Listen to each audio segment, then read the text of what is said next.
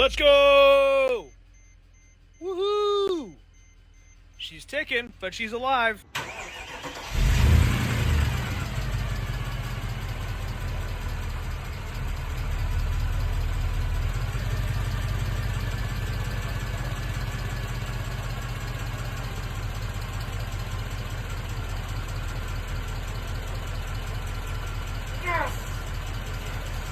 You may be wondering, so Sam, you pulled the 156 back in December, January-ish, and then we heard nothing else from you after that. Well, with between work, school, and also doing some damage and messing up a little bit, and the fact that I have to live and work 150 miles away from where the car is, things do get a bit tough when trying to build an M156, but it's done now.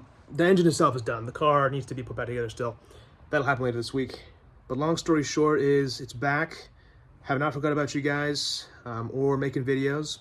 I have so much content to edit, which I will be editing soon while I'm on the plane. I'm going on vacation soon. So stay tuned. There's lots of AMG M156 content coming. Doing the bed play was successful. Long story short, when the engine was on the stand, I pulled the timing chain tensioner off, and then I spun the engine by hand. Felt some resistance, but for some reason I kept going. Anyways, I bent 2 valves. In fact, I'll show you what the valves look like. Those valves aren't very straight, are they? Yeah, no. So I bent 2 valves. Cylinder 4 had 0 compression. These 2 exhaust valves got bent in the process. I put the entire engine back together, and of course, misfiring horribly. The car would keep shutting out of the bank because I had no compression, cylinder 4. At that point, I had to go back to school. I had to go finish up stuff over there, go back to work, and I had to kind of fit in random weekends where I could come back and work on this thing.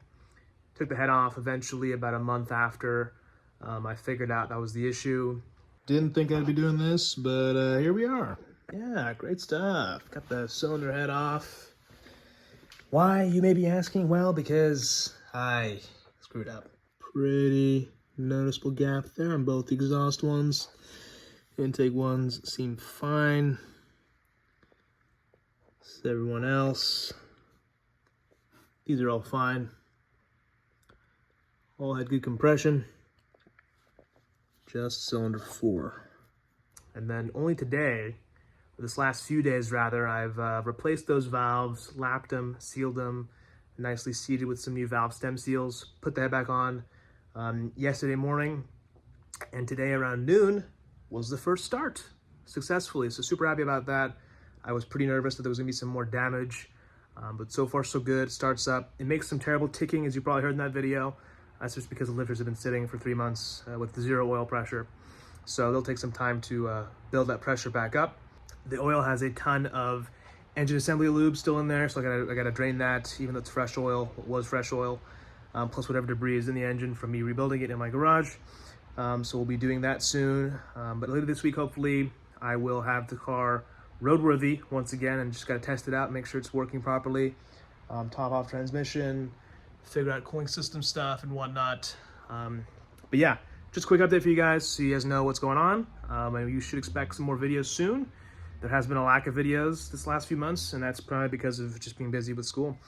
But school's done now, so see some more videos soon with this car, the SL, 5 Series as well, C63, gang's all here, and maybe even the SLS. We'll see, it's been a while.